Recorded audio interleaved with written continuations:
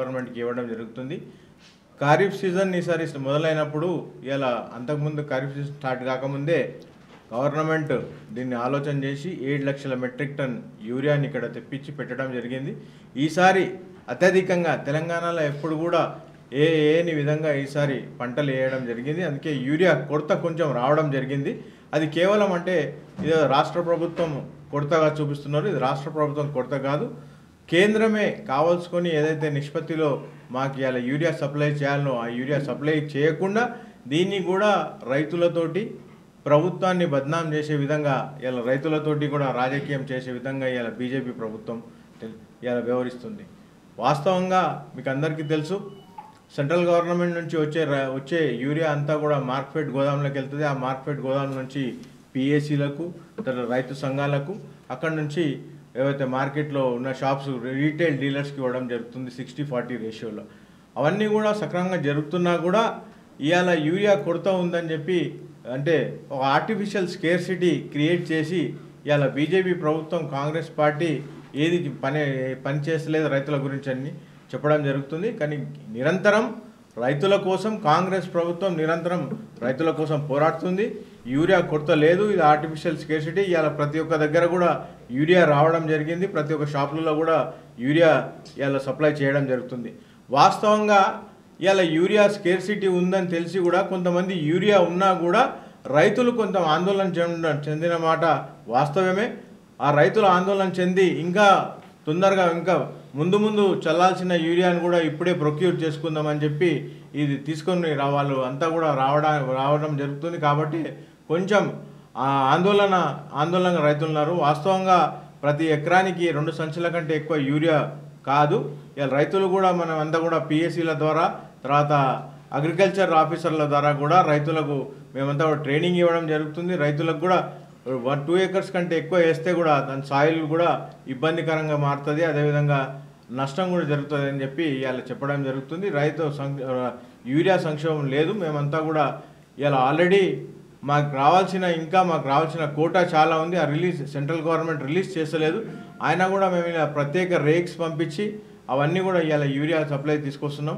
ఇలా మీరు మార్కెట్లోకి వెళ్తే ప్రతి ఒక్క దగ్గర ప్రతి ఒక్క షాప్లో ఇలా యూరియా అవైలబిలిటీ ఉంది. ఇలా మేము పొద్దున్నే పోయించిన మార్కెట్ లోపలికి ప్రతి ఒక్క షాప్లో యూరియా ఫ్రీగా అవైలబుల్ ఉంది, లైన్స్ లేవు ఇక్కడ. వాస్తవంగా యూరియా ఎప్పుడైతే యూరియా కొరత ఎప్పుడు కూడా కేంద్రంలో వేరే ప్రభుత్వం ఉన్నప్పుడు, కేంద్రంలో ముఖ్యంగా బీజేపీ ప్రభుత్వం ఉన్నప్పుడు, ఇక్కడ వేరే ప్రభుత్వం ఉన్నప్పుడు, ఇక్కడ ఉన్న ప్రభుత్వాలను ఇరకటంలో పెట్టడానికి ఇవి ఏదైతే బీజేపీ ప్రభుత్వం చేస్తుందో అది ఎవరు కూడా రైతులు క్షమించరు. ఇది రైతుల పట్ల కూడా వాళ్ళకు కొంచెం కూడా అంటే ఈసొంటి సమయంలో రాజకీయం చేయడం ఎంతవరకు కరెక్ట్ అని కూడా మేము అడుగుతున్నాం. అదే రైతుల పట్ల కూడా రాజకీయం చేస్తే వాళ్ళు ఎంత మాత్రం మనకు రైతుల మీద చిత్తశుద్ధి అని చెప్పి కూడా మనం ఒకసారి వాళ్ళ గురించి ఆలోచన చేయాల్సి వస్తుంది. ఇలా ప్రతి ఒక్కరికి కూడా రైతు అసలు మేము ఆర్టిఫిషియల్ స్కేర్సిటీ లేకుండా, బ్లాక్ మార్కెటింగ్ లేకుండా ప్రతి ఒక్క చర్యలు తీసుకుంటున్నాం. యూరియా మొత్తం కూడా అవైలబిలిటీ ఉంది, ఇంకా చాలా సప్లై వస్తుంది. రాబోయే దినాల్లో చల్లే యూరియా కోసం ఇప్పుడే దిగులు పడాల్సిన అవసరం లేదు. ఇంకో 10-15 దినాల్లో మార్కెట్లో యూరియా ఫ్రీగా సప్లై అవుతుంది. ఇంతకుముందు బీఆర్ఎస్ ప్రభుత్వంలో సెప్టెంబర్లో 2019లో సిరిసిల్లాలో కేటీఆర్ గారి నియోజకవర్గంలో ఒక యూరియా లైన్లో ఒక రైతు చనిపోవడం కూడా జరిగింది ఇంతకుముందు వాళ్ళు ఉన్న సమయంలో. అదేవిధంగా ఖమ్మంలో కూడా ఎన్నో ఇన్సిడెంట్స్ అయినాయి. అవన్నీ కూడా ఏ ఇన్సిడెంట్ కాకుండా ఏడునో ఒక దగ్గర క్యూ లైన్స్ ఉందని చూపెట్టి దాన్నే ఒక భూతద్దంలో చూపెట్టి ఇది ప్రభుత్వ వైఫల్యం అని చూపెట్టడం ఇది నిజంగా కూడా కరెక్ట్ కాదు. మొన్ననే ఇది రాజకీయాల కోసం కూడా ఇలా బీఆర్ఎస్ ప్రభుత్వం రాజకీయాల కోసం వాడుకోవడానికి చూస్తుంది. మేము ఏ ప్రభుత్వం అయితే 2 లక్షల మెట్రిక్ టన్నులు సెప్టెంబర్ 9 లోపల ఇస్తే వాళ్ళకే మేము వైస్ ప్రెసిడెంట్ ఓటు వేస్తామంటే ఇది రైతుల సమస్యను కూడా ఇలా బీఆర్ఎస్ ప్రభుత్వం రాజకీయం చేస్తుంది. దీన్ని మేమంతా కూడా ఖండిస్తున్నాము. అలా కూడా ప్రజలు వీళ్ళని ఎప్పుడు కూడా క్షమించరు. ఎప్పుడైనా ఏమున్నా కూడా ప్రజల కోసం ఒక రాజకీయ పార్టీలు ఏవైనా కూడా ప్రజల కోసం పనిచేయాలి. ముఖ్యంగా రైతన్నలు ఎవరైతే దేశానికి వెన్నెముకన్నారో వాళ్ళ కోసం పనిచేయాల్సిన అవసరం ఉంది. కాబట్టి యూరియా కోసం మళ్ళీ అందరితోటి మేము విజ్ఞప్తి చేస్తున్నట్టు రాజకీయం చేయకండి. యూరియా అవైలబిలిటీ చాలా ఉంది. యూరియా కూడా ఇప్పుడు సర్ప్లస్కి వస్తుంది కాబట్టి అందరితోటి విజ్ఞప్తి చేస్తున్న రైతులతోటి ఎవరు కూడా ఇబ్బంది పడకుండా రాబోయే దినాల్లో మస్తు యూరియా వస్తుంది. రెండోసారి వేసే యూరియా కోసం ఇప్పటి నుంచే మీరు తొందరపడకండి, ఎవరు కూడా వచ్చి దాన్ని స్టాక్ చేసుకోవద్దని చెప్పి మీ అందరితో మనం చేస్తున్నాం.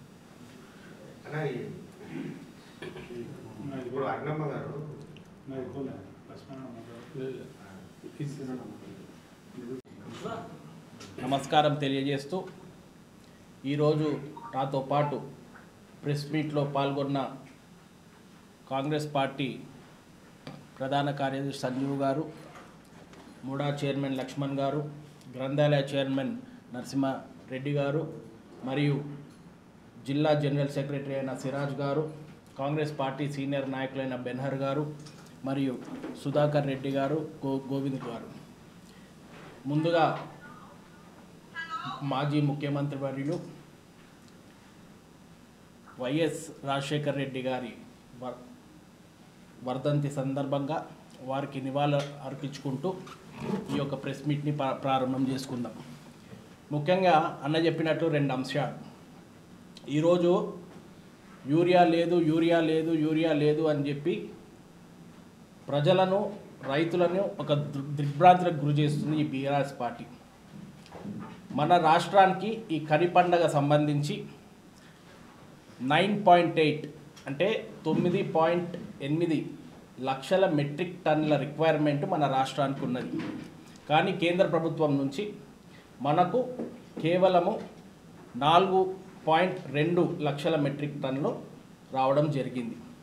దీనికి కారణాలు ఏంటంటే సప్లై చేస్తున్న ఫ్యాక్టరీస్ కానీ, మన లోకల్లో ఉన్న రామగుండం లాంటి ఫ్యాక్టరీస్ కానీ, ఇవన్నీ కానీ వారి మిషనరీ మంచిగా లేకపోవడం వల్ల, వాళ్ళ సప్లై చైన్ మంచిగా లేకపోవడం వల్ల, రైల్వేస్లో వాళ్లకు కేటాయింపులు జరగడం వల్ల, ఇది కేవలం కేంద్ర ప్రభుత్వ వైఫల్యం వల్ల మనకు అంత సరఫరా జరగట్లేదు.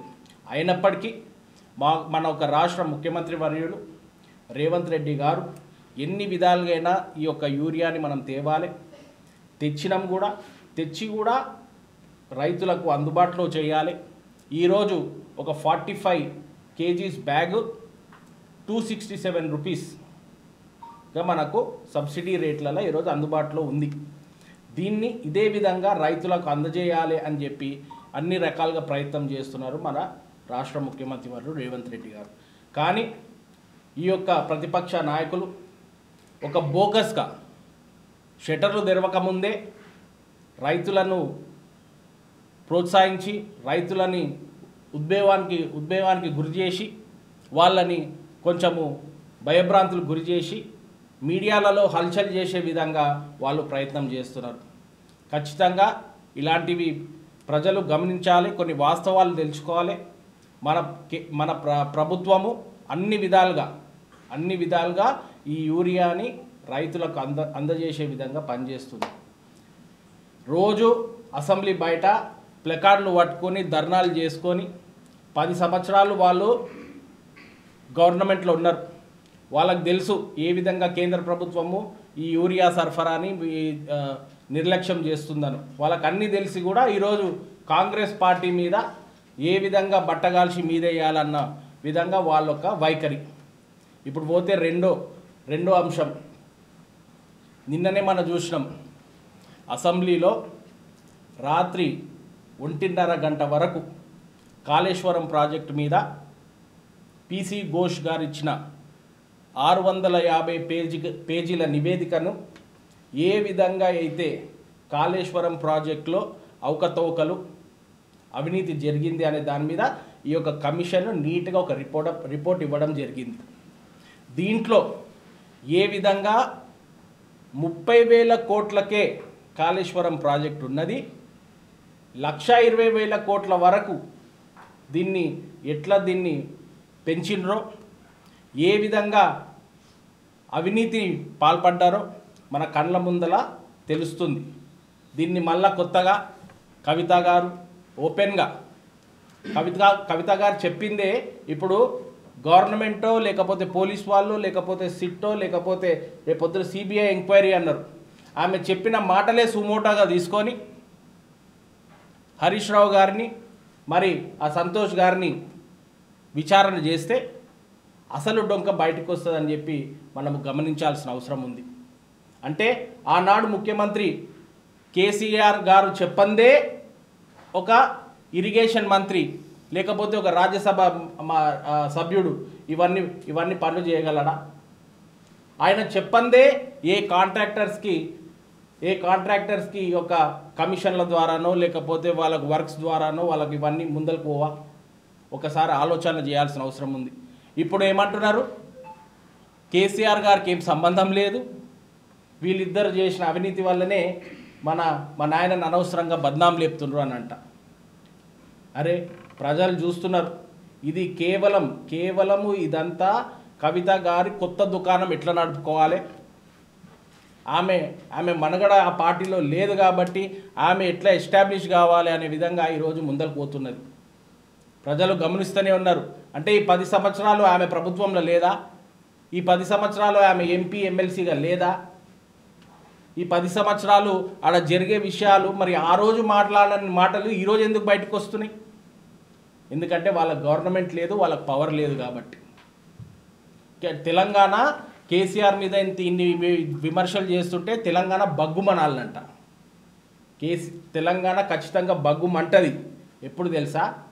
నీళ్లు నిధులు నియామకాలు బగ్గుమనాలి, పదవులన్నీ మీ ఇంటికి పెట్టుకున్నందుకు బగ్గుమనాలి, అమరవీరులకు అన్యాయం చేసినందుకు బగ్గుమనాలి, లక్షల కోట్ల అవినీతి చేసినందుకు బగ్గుమనాలి. మీ ఇంటి పంచాయతీని ప్రజలకు మధ్యలో రుద్ది బగ్గుమంటదా తెలంగాణ? బగ్గుమనాలింది మీ మీద. ఈరోజు కూడా రేవంత్ రెడ్డి గారు చేసే సంక్షేమ పథకాలు, సన్న బియ్యం కానీ, ఇంద్రమ్మ ఇల్లు కానీ, 42% బీసీ రిజర్వేషన్ కానీ, లేకపోతే రాహుల్ గాంధీ గారు మాట్లాడుతున్న ఓట్ చోరీ గురించి కానీ మాట్లాడకుండా ప్రజల మధ్యలో ఇలాంటి ఒక కన్ఫ్యూజన్ ఏర్పాటు చేయాలి. చేసిందల్లా వాళ్ళే, చేసిందంతా అదే కుటుంబం, అవినీతి చేసింది వాళ్ళే, 10 సంవత్సరాలు నడిపింది వాళ్ళే, ద్రోహాలు చేసింది వాళ్ళే, కేసులు పెట్టింది వాళ్ళే, సమాజాన్ని మోసం చేసింది వాళ్ళే.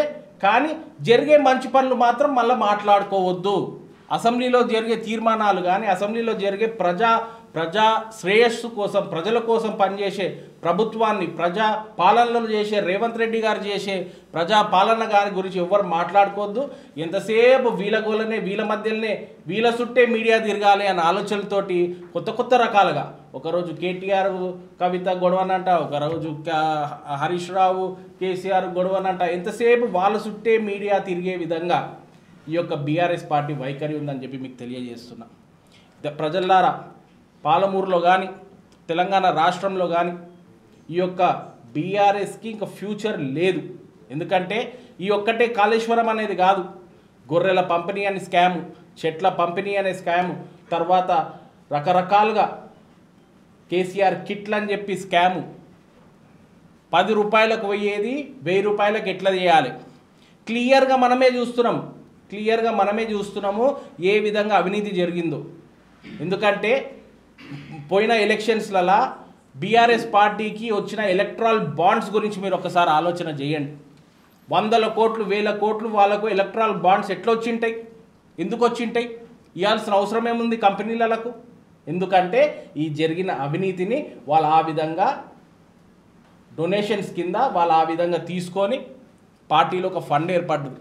ఇప్పుడు ఫ్యామిలీ మెంబర్స్ ఉన్నారు, వీళ్ళంతా పోరు ఒకదానికి. దేనికోసం అంటే బీఆర్ఎస్ పార్టీలో ఒక ఫండ్ క్రియేట్ అయింది, పార్టీలో ఒక 2,000 కోట్లు 3,000 కోట్ల ఫండ్ క్రియేట్ అయింది. ఆ ఫండ్ మీద అధికారం ఎవరికి ఉండాలి, ఆ ఫండ్ ఎట్లా ఖర్చు పెట్టాలి, ఆ ఫండ్ ఎట్లా దోచుకదినాలి అనే దాని మీద ఈ యొక్క ఫ్యామిలీలో పోరు జరుగుతున్నది. ఆ దానికోసమే ఇప్పుడు వీళ్ళంతా కొట్లాడుకుంటున్నారు. దయచేసి ఆలోచన చేయండి, గమనించండి. ప్రజాపాలన, కాంగ్రెస్ ప్రభుత్వం, రేవంత్ రెడ్డి గారి ముఖ్యమంత్రిగా ఉన్న పథకాలు, ఇప్పుడు రేవంత్ అన్న రోజు అసెంబ్లీలో ప్రజా సంక్షేమాల గురించి మాట్లాడుతున్నాడు, జరిగే అవినీతిల గురించి మాట్లాడుతున్నారు, రేపొద్దున మనకు కాబోయే ఫ్యూచర్ కోసం మాట్లాడుతున్నారు. కానీ ఎంతసేపు వీళ్ళు ఏ విధంగా మీడియాలను తిప్పుకుంటున్నారో మీరు ఒకసారి ఆలోచన చేయండి. ఈరోజు పార్టీ ఆదేశాల మేరకు, ఈరోజు పార్టీ ప్రజల్లో ఎంత పథకాలు తీసుకుపోయే మేరకు, ఎందుకంటే రేషన్ కార్డులు వచ్చినాయి, ఇంద్రమ్మ ఇల్లులు వస్తున్నాయి, రేపు పొద్దున ఆరోగ్యశ్రీ పథకాలు వస్తున్నాయి. ఇవన్నిట్ల గురించి మాట్లాడుకోవద్దు, ఇవన్నిట్ల గురించి ఎవరు చర్చించుకోవద్దు. అరే రేవంత్ రెడ్డి ఇంత బాగా చేస్తున్నాడు కదా అని చెప్పి ఎవరు ఆలోచన చేయొద్దు అనే విధంగా దీనిలో అన్నీ మళ్ళా ఎట్లా డైవర్సిఫై చేయాలి, ఎట్లా తిప్పికొట్టాలి అనే దాని మీద ఈ యొక్క మీడియా ఛానళ్ళు కానీ ఇవన్నీ కానీ వాళ్ళు ఆకర్షించి చేస్తున్నారని చెప్పి మీకు తెలియజేస్తున్నా. కవిత లిక్కర్ స్కామ్ చేసింది. ఒకరేమో లిక్కర్ స్కామ్, ఒకరేమో చెట్ల స్కామ్, ఒకరేమో కాళేశ్వరం స్కామ్, ఒకరేమో ఫోన్ ట్యాపింగ్ కేసులు, ఒకరేమో ఆ రేసింగ్ స్కామ్. ఇన్ని స్కాములు చేసిన దానికి బాస్ ఎవరు? మాజీ ముఖ్యమంత్రి కేసీఆర్ వారు. ఇదంతా మళ్ళీ బ్లేమ్ గేమ్. జరిగిన స్కాములు పక్కకు పెట్టి మా నాయన ఇట్లా చేసిండు, మా నాయనకు సంబంధం లేదు అంటే ప్రజలు నమ్మే స్థితిలో ఉన్నారా? రేపొద్దున ఖచ్చితంగా ఈ సిబిఐ ఎంక్వైరీ అనేది జరగాలి. సిబిఐ ఎంక్వైరీ స్టార్ట్ కాకముందే వీళ్ళు హైకోర్టు పోవాల్సిన అవసరం ఏముందండి? అక్టోబర్ 7 వరకు వీళ్ళ మీద చర్యలు తీసుకొని, సరే కోర్టు ఇచ్చింది అనుకోండి ఆదేశాలు, కోర్టు ద్వారానే, కోర్టు ఎట్లా చెప్తేనే అట్లనే ప్రభుత్వాలు కానీ గవర్నమెంట్ ఏజెన్సీలు కానీ పనిచేస్తాయి. కానీ అసలు సిబిఐ ఎంక్వైరీ స్టార్ట్ కాకముందే వీళ్ళ కోర్టులకు పోయే అవసరం ఏముండే?